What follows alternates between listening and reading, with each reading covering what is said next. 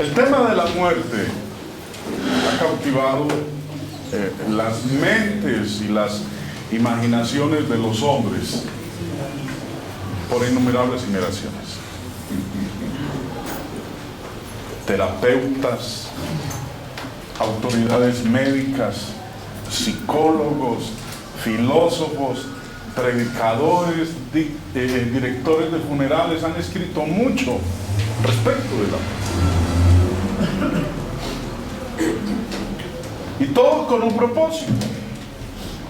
Y es el de buscar la forma en que la mayoría de las personas puedan prepararse mentalmente a ese evento que todo ser humano tiene que enfrentar: la muerte. Hay distintas teorías que el hombre ha generado respecto de esto. Pero mirando la muerte desde un punto de vista netamente religioso, netamente bíblico, involucra una verdadera actitud basada en lo que la Biblia enseña. No en lo que piense un hombre, en lo que piense un psicólogo, en lo que piense un filósofo. Y en vista de que varias teorías acerca de la muerte han estado en existencia por mucho tiempo, a veces esas mismas tienden a confundir y a bloquear el correcto entendimiento de la verdad, de lo que Dios ha expuesto en su palabra respecto de esto. Sería bueno que estudiáramos cuidadosamente lo que enseña el Nuevo Testamento acerca de la muerte.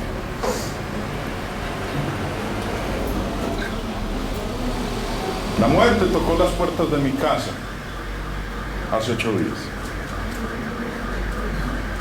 Mi padre falleció hace 8 días. Hace 8 días les había dicho yo a ustedes que mi padre había dicho que quería vivir hasta los 101 años. Solamente llegó a los 92. Ahora en febrero cumplía 93 años. Y el concepto que muchos podamos tener acerca de la muerte, cuando toca las puertas de la casa de uno, lo hace pensar muchas cosas. Quiero que entre las teorías que el hombre ha presentado con respecto a la muerte, consideremos algunas. Este grupo religioso bastante conocido, la Iglesia Adventista del Séptimo Día, dice que la muerte es un sueño. En su libro Creencias de los Adventistas del Séptimo Día dicen: la muerte no es una aniquilación completa, es solamente un estado de inconsciencia temporal mientras la persona espera la resurrección. La Biblia llama repetidamente a este estado intermedio un sueño. Esa es una teoría. También en el libro La Biblia y el alma inmortal explican ellos: en la muerte el hombre se vuelve inconsciente. Durante el tiempo entre la muerte y la resurrección está dormido. Teoría de los hombres. Puede que sea verdad, como puede que no sea verdad. Porque la que va a determinar finalmente qué es la muerte es Dios y lo que Él ha expuesto en su palabra. Otro grupo religioso bastante conocido, los Testigos de Jehová, en su libro Usted puede vivir para siempre en el paraíso tierra, dice: antes de que Dios creara a Adán del polvo, no había ningún Adán. No existía. Por eso Adán, cuando murió, regresó al mismo estado de inexistencia. En la muerte, el espíritu del hombre, su fuerza vital o de vida, que sostiene por la respiración, sale. Ya no existe. Los muertos entran en un estado de inconsciencia completa. Bueno, una teoría dice que están durmiendo. Esta otra teoría dice que entra en un estado de inexistencia. ¿Dónde estábamos antes de existir? No estábamos. No existíamos. Por ello, dentro de su argumento, plantean que al morir volvemos a donde estábamos antes, a la inexistencia. Ahora, si estas teorías, estas dos que acabamos de leer, son ciertas, si cuando el hombre muere entra en un estado de somnolencia, en un sueño profundo, si el hombre al morir entra nuevamente en un estado de inexistencia, bueno, pone en tela de juicio lo que Dios realmente dice en su palabra. Los diccionarios, en la definición del término muerte, la palabra muerte viene de este término griego. Y es usada, la palabra muerte en la Biblia, en varios sentidos. Uno de ellos, la separación del alma. Muerte es la separación del alma, la parte espiritual del hombre. La separación del alma del cuerpo, la parte material, dejando el primero de funcionar y volviendo al polvo. Por eso leemos nosotros en Eclesiastés que el polvo vuelva a la tierra como era, y que el espíritu vuelve a Dios. Eclesiastés capítulo 12 versículo 7. Si la muerte es inconsciencia, si la muerte es aniquilación, entonces lo que nos dice a nosotros este diccionario no encaja, no es real. También, como decíamos en la definición, cuando es usada en un sentido físico, cuando la palabra muerte es usada en un sentido físico, hace referencia a la separación del alma, del hombre, del cuerpo. Santiago, en el capítulo 2, dice en el verso 26, porque como el cuerpo sin espíritu está muerto. Cuando al cuerpo se le sale lo que le daba la vida, le sale el espíritu, el hombre entrega el espíritu, Dios dice en su palabra que entonces está ¿qué? Está muerto. ¿Cómo? Físicamente. Eclesiastés 12:7, hace un momentico lo mencionábamos, dice el escritor, y el polvo vuelva a la tierra como era, y el espíritu vuelva a Dios. Eso lo vamos a experimentar todos nosotros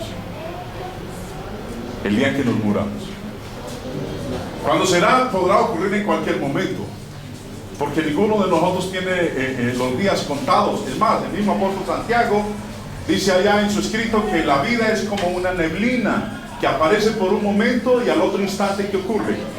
Ha desaparecido. El otro significado de la palabra muerte es este: la separación de Dios por parte del ser humano.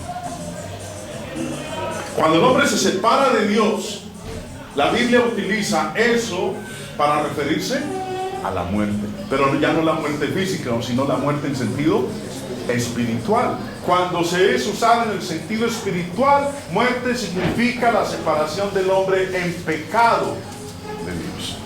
Eso fue lo que ocurrió al principio.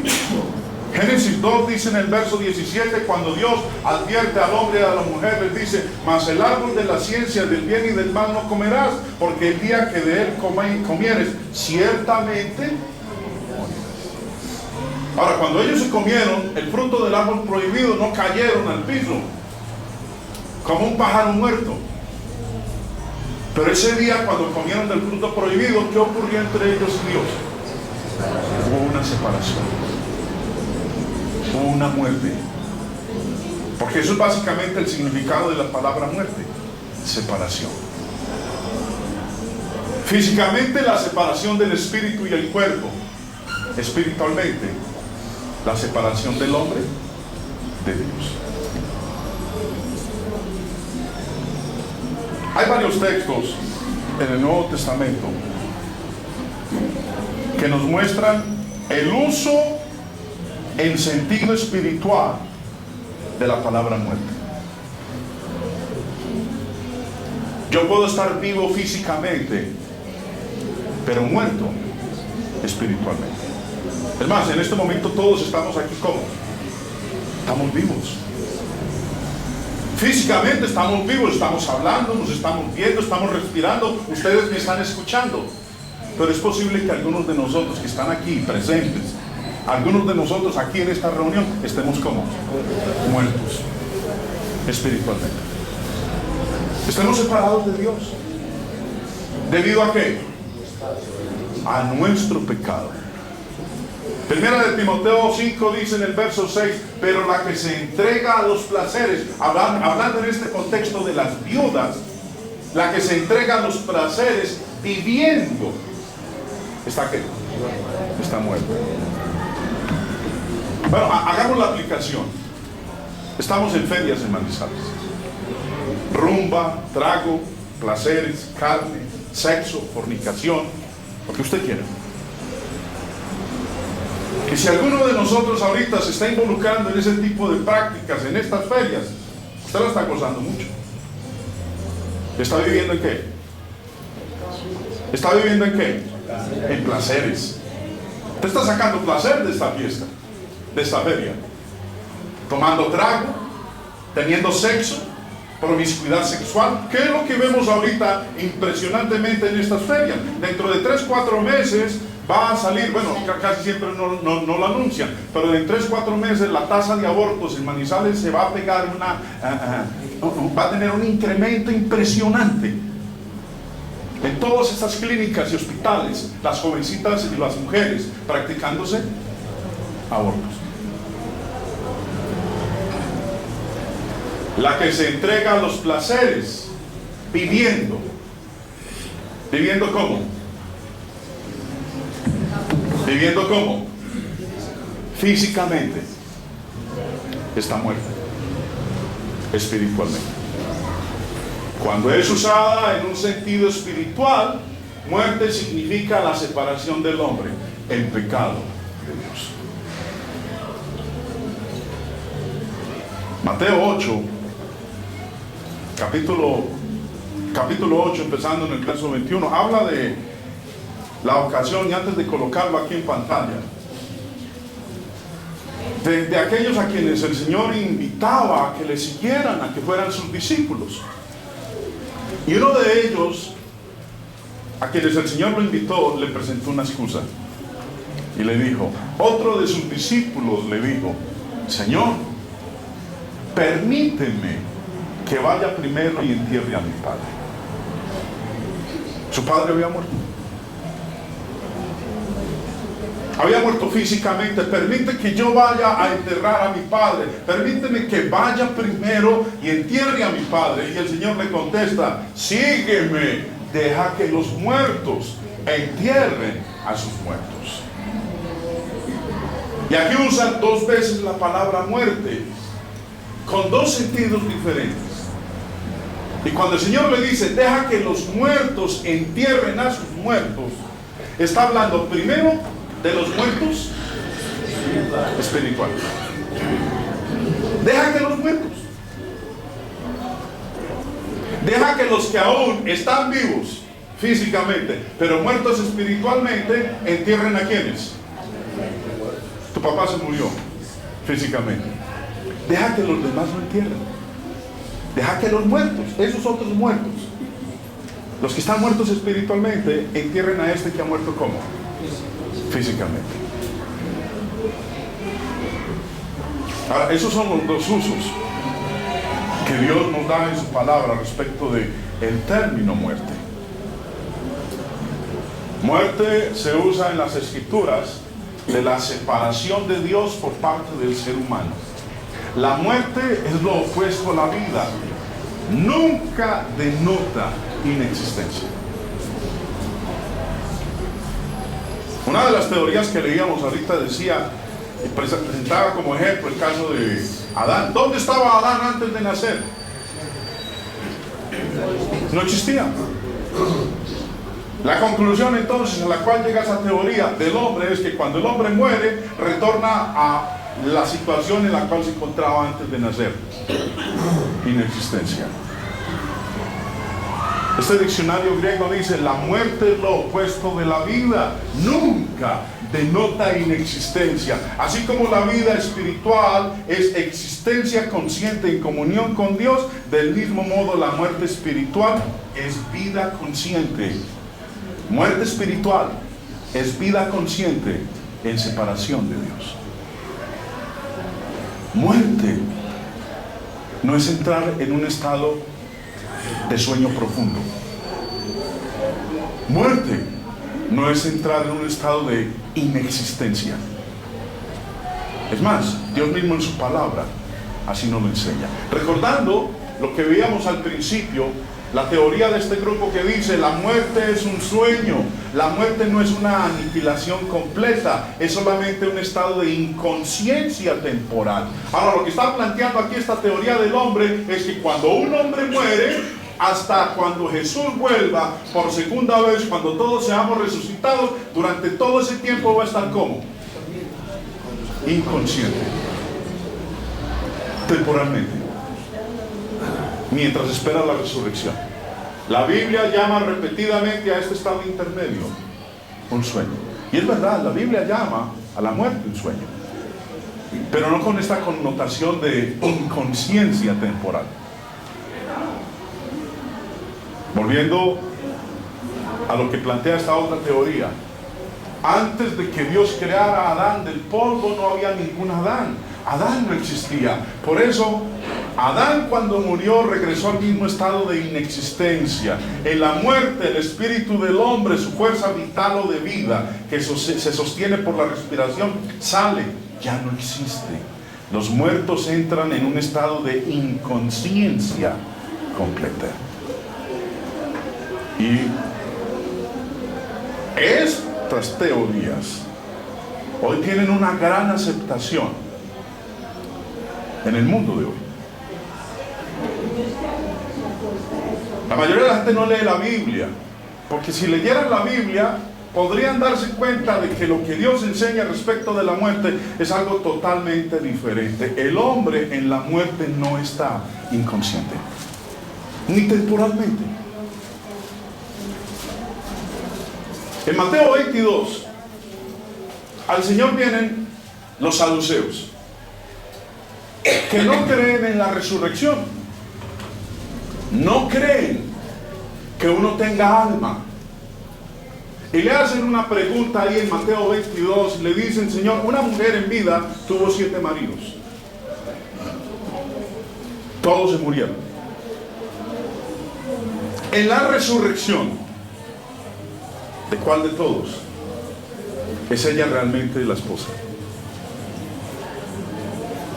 Dice, empezando el verso 23: aquel día vinieron a él los saduceos que dicen que no hay resurrección, y le preguntaron diciendo: Maestro, Moisés dijo: si alguno muriere sin hijos, su hermano se casará con su mujer y le levantará descendencia a su marido. Hubo pues entre nosotros 7 hermanos. El primero se casó y murió, y no teniendo descendencia, dejó su mujer a su hermano. De la misma manera también el segundo y el tercero hasta el séptimo. Y después de todos murió también la mujer. En la resurrección, pues, ¿de cuál de los 7 será ella mujer, ya que todos la tuvieron? Siempre, mientras el Señor Jesús estuvo aquí en la tierra, aquellos que no creyeron en Él buscaron la manera de colocar una cascarita en el camino para ver si encontraban alguna contradicción en su enseñanza. Ahora, ¿habla aquí de quiénes? De los saduceos, judíos que no creían en la resurrección, que no creían en el alma, que no creían en el infierno. Pero le hacen esta pregunta y el Señor les contesta en el versículo 23: 29 dice: entonces respondiendo Jesús les dijo: erráis, ignorando las escrituras y el poder de Dios. Ustedes están equivocados, porque ustedes son ignorantes de la palabra de Dios. Ustedes ignoran el poder de Dios, porque en la resurrección ni se casarán, ni se darán en casamiento. Esa idea de que me voy a volver a encontrar con mi esposa en el cielo, esa idea de que me voy a volver a encontrar con mi esposo en el cielo y vamos a seguir siendo marido y mujer, eso no lo enseña Dios en su palabra. El matrimonio es mientras estamos aquí. Porque en la resurrección ni se casarán, ni se darán en casamiento, sino que serán como los ángeles de Dios en el cielo. Pero respecto a la resurrección de los muertos, no habéis leído lo que os fue dicho por Dios cuando dijo en Mateo 22:32: yo soy el Dios de Abraham, el Dios de Isaac y el Dios de Jacob. Dios no es Dios de muertos. Dios es Dios de vivos. Ahora, lo que el Señor está citando aquí es algo que le ocurrió a Moisés. Moisés había huido de Egipto cuando había matado al egipcio. Cuando estaba pastoreando sus ovejas al pie del monte Sinaí, vio por allá un evento que le llamó bastante la atención, de una zarza que ardía, pero esa zarza no se consumía. Y dijo: iré a ver por qué causa esa zarza no se consume. Y cuando llegó allá, lo primero que le dijo la voz fue: detente, quita las sandalias de su calzado, porque el lugar donde tú estás, tierra santa es. Y fue cuando Dios le dijo: yo soy el Dios de Abraham, el Dios de Isaac y el Dios de Jacob. Hacía unos 400 años que Abraham había muerto. Hacía 400 años que Jacob había muerto. Hacía 400 años que Isaac había muerto. Pero aquí le está diciendo Dios a Abraham, y lo está citando nuestro Señor Jesucristo: yo soy el Dios de ellos y yo no soy un Dios de muertos. Y al decir yo soy un Dios, no soy un Dios de muertos, sino un Dios de vivos, lo que le estaba diciendo a Moisés es que Abraham, Isaac y Jacob, aun cuando hacía 400 años, 4 siglos antes habían muerto, seguían estando ¿qué? Seguían estando vivos.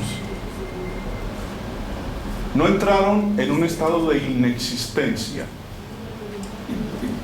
o de aniquilación. Es más, han transcurrido casi 2000 años. Y el Señor Jesús dice, respondiendo a los saduceos: ustedes ignoran las escrituras y el poder de Dios. Yo soy el Dios de Abraham. Por eso les dice en el verso 31: ¿no habéis leído lo que os fue dicho por Dios cuando dijo: yo soy el Dios de Abraham, el Dios de Isaac y el Dios de Jacob? Cuando Jesús cita estas palabras, este evento había ocurrido hacía casi 2000 años.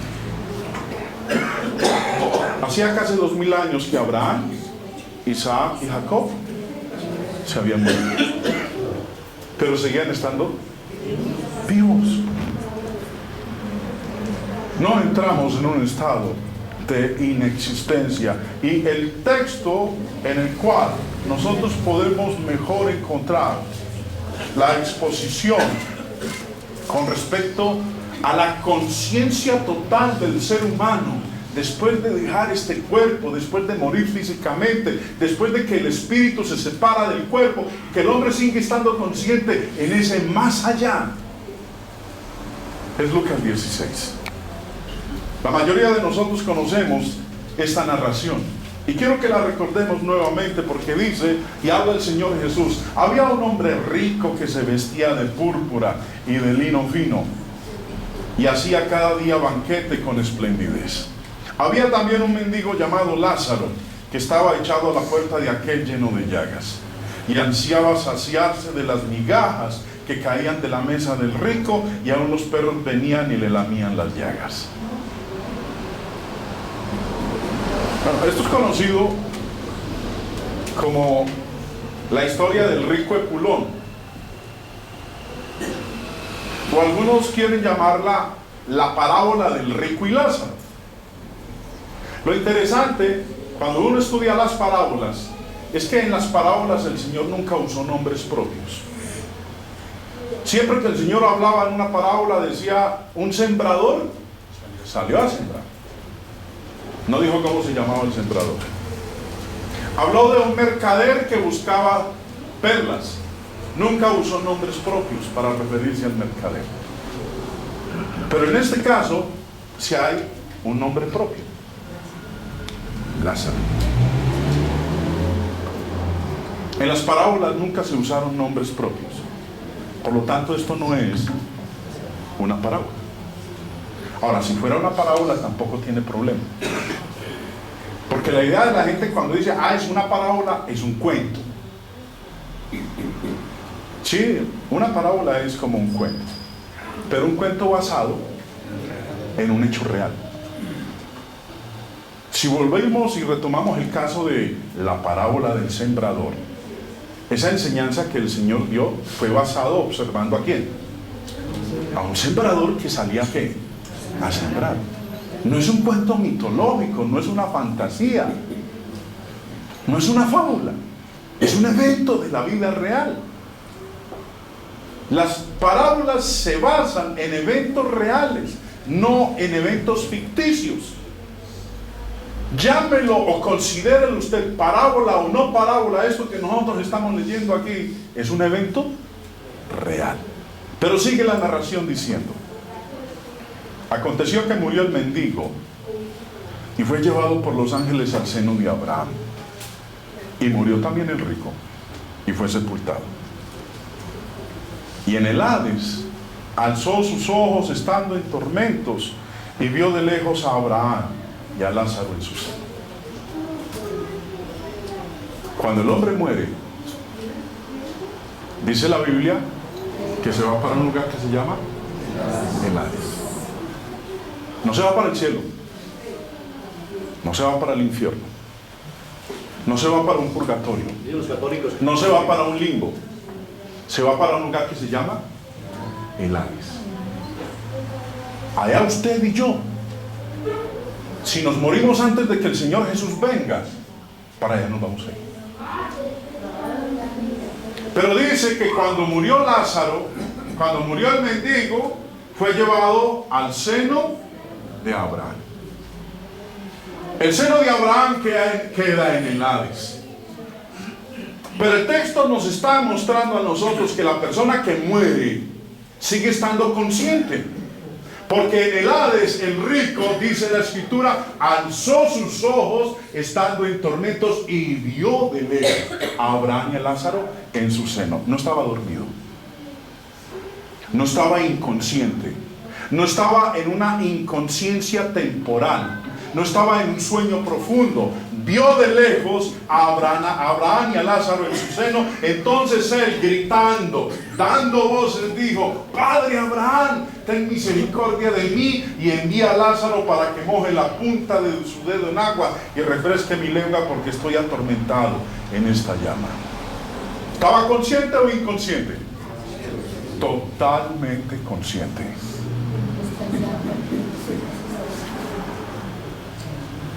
Cuando a uno lo llaman para darle el pésame, algunas de las expresiones que le manifiestan a uno de buen corazón, y es: siquiera se fue a descansar. Se fue a descansar dependiendo de cómo haya muerto. Y cuando digo dependiendo de cómo haya muerto, quiero decir si murió en Cristo o si murió fuera de Cristo. Porque si una persona muere fuera de Cristo, no muere en el Señor, no muere haciendo la voluntad de Cristo, esa persona no se va a descansar. Este hombre, el rico, es la descripción de aquellos que mueren apartados de Dios. Mueren sin Cristo, mueren en pecado. Y no está descansando. Está sufriendo. ¿Sufriendo qué? Tormento. Entonces él, dando voces, dijo: Padre Abraham, ten misericordia de mí y envía a Lázaro. Y como dice al final, porque yo estoy atormentado en esta llama. Pero Abraham le dijo, hijo, acuérdate.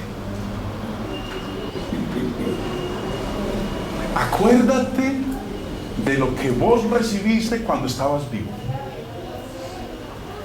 Acuérdate que recibiste tus bienes en tu vida. Aquel que ha partido del mundo de los vivos y ha entrado allá al otro lugar, al mundo de los muertos, que se llama el Hades. La Biblia dice que esa persona puede seguir ¿qué? Acordándose. ¿De qué? Bueno, Abraham le dice, acuérdate cómo vivías de bueno, todo lo que recibiste, y que este mendigo lo único que recibió fueron males, pero ahora este es consolado aquí y tú atormentado. Además de todo esto, una gran cima está puesta entre nosotros y vosotros, de manera que los que quisieren pasar de aquí a vosotros no pueden, ni de allá pasar acá. Entonces le dijo, te ruego pues, Padre, que le envíes a la casa de mi padre, porque tengo 5 hermanos, para que les testifiquen, a fin de que no vengan ellos también a este lugar de tormento.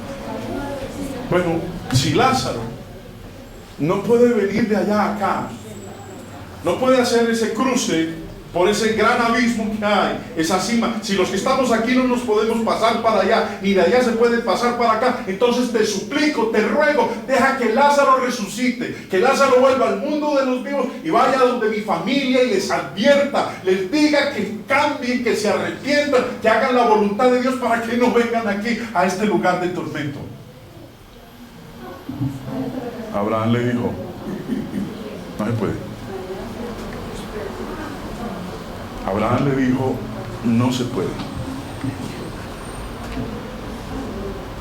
Porque después de que una persona se muere, su destino eterno queda sellado. Y el hombre, mientras esté vivo, tiene que procurar buscar a Dios y hacer su voluntad. Porque si usted sigue leyendo ahí en Lucas 16, los versículos que siguen 29 y 30, que no aparecen aquí en pantalla, Abraham le dijo, es más, mijo, aun si Lázaro resucitara de entre los muertos, no le creería. Ah, tiene la palabra de Dios, que la lean y que la crean. Eclesiastés capítulo 9 es citado a menudo en un esfuerzo por desaprobar la narración que acabamos de tener del rico y Lázaro. Se lee en Eclesiastés 9 de esta manera: aún hay esperanza para todo aquel que está entre los vivos, porque mejor es perro vivo que león muerto. Hermanos, mire, ahora que todos estamos vivos, es que tenemos la oportunidad. Ahora, no allá cuando estemos exhalando el espíritu, no es allá después de que haya entregado su alma. Escuchaba yo a las personas que se reunieron en el funeral de mi padre hace 8 días, sentado yo allá escuchándolas, y decía, Dios, Señor, ¿cómo puede ser posible que el hombre esté tan convencido de algo que no es real? Orándole a las benditas ánimas del purgatorio, a fin de que pudieran sacar el alma de mi padre del purgatorio, supuestamente, donde se encontrara. La esperanza es mientras estamos, ¿qué? Vivos, no después de muertos. Usted puede mandar a celebrar misas cantadas con una orquesta sinfónica, puede contratar al arzobispo o al obispo de la ciudad, y por más palabras hermosas que él pronuncie en su funeral, ya no hay esperanza. Porque la esperanza es mientras estamos. Por eso dice el texto: aún hay esperanza para todo aquel que está entre los vivos, porque hace más daño un perro vivo que un león muerto. Acérquese usted a un león muerto, jálele las mechas, cójale la cola, dele de puntapiés. ¿Y qué va a hacer ese león? Nada. Pero agarre un perro por las orejas para que vea cómo lo pone a correr. Pero sigue diciendo el texto: porque los que viven saben que han de morir. Nos vamos a morir, hermanos. ¿Cuándo? Eso sí no lo sabemos, pero nos vamos a morir. Un día de esto nos vamos a morir. Por más dietas que hagamos, por más cambio en nuestros hábitos alimenticios, por más ejercicios que hagamos, nos vamos a morir. Un día de esto nuestra existencia se va a acabar. Los que viven saben que han de morir, pero los muertos nada saben. Y ahí es donde dicen ellos: mire, ahí está la prueba de que los muertos no saben nada. Los muertos no se acuerdan de nada. Los muertos no tienen memoria. Porque dice el texto: los muertos nada saben. ¿Sí? Podremos interpretarlo de esa manera si yo ignoro el resto de lo que dice el pasaje.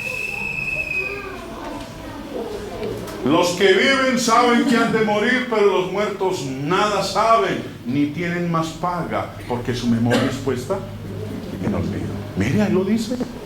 Ya no tienen memoria. Los muertos no tienen memoria. Eso contradice, si así lo interpretamos, contradice totalmente lo que acabamos de leer en Lucas 16. Porque ¿qué le decía Abraham? Hijo, acuérdate. Y él le decía: tengo 5 hermanos, por favor permite que Lázaro vuelva allá y les predique. Pero entonces, ¿qué es esto de que los muertos nada saben y de que su memoria es puesta en el olvido? Sigamos leyendo. El verso 6 es el verso clave para entender lo que dice el versículo 5. Dice: también su amor y su odio y su envidia fenecieron ya. ¿Hablando de quiénes? De los muertos. También su amor, su odio, su envidia fenecieron ya, y nunca más tendrán parte. ¿Quiénes? Los muertos. De todo, en todo lo que se hace debajo del sol. El lenguaje utilizado en el libro del Eclesiastés es un lenguaje poético. Porque cuando habla debajo del sol, nosotros estamos aquí, debajo del sol. El mundo de los vivos. Los muertos, cuando parten, ya no tienen nada que ver con lo que se hace debajo del sol. Los muertos ya no saben qué sigue pasando debajo del sol. Los muertos ya no tienen memoria de lo que sigue pasando debajo del sol. Los muertos, su amor, su odio, su envidia fenecieron ya, y ya no tienen más paga de todo lo que se hace debajo del sol.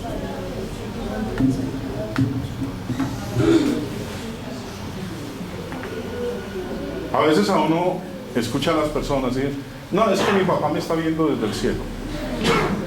Él ya no me está viendo desde el cielo. O para calmar a los niños les dije: tranquilo, que su mamacita desde el cielo la está cuidando y la está mirando y la está protegiendo. Eso no es cierto. Porque ellos ya no tienen nada que ver con lo que se hace debajo del sol. Los muertos, los que ya partieron, nuestros seres queridos que ya se fueron, ellos ya no saben nada de lo que pasa aquí. Ellos no tienen nada que ver con lo que ocurre debajo del sol. Ellos ya están en otra esfera. Están en el mundo de los espíritus. En un mundo que dice la Biblia, como leíamos en Lucas hace un momento, que se llama ¿cómo? El Hades. A donde todos nosotros vamos a ir un día de estos. La muerte la cual entró en el mundo por causa del pecado, reina universalmente. Hebreos 9:27 dice: y de la manera que está establecido para los hombres, que mueran una sola vez. Después de eso vendrá el juicio. La muerte reina. La muerte aún sigue teniendo vigencia porque el hombre sigue muriendo. No vivimos eternamente.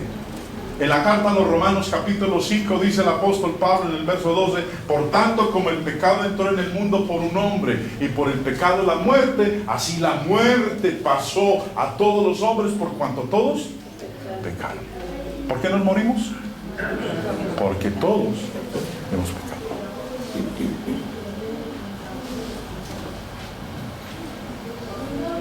Para nuestro consuelo, hubo un evento en la historia del ser humano realizado por el Hijo de Dios,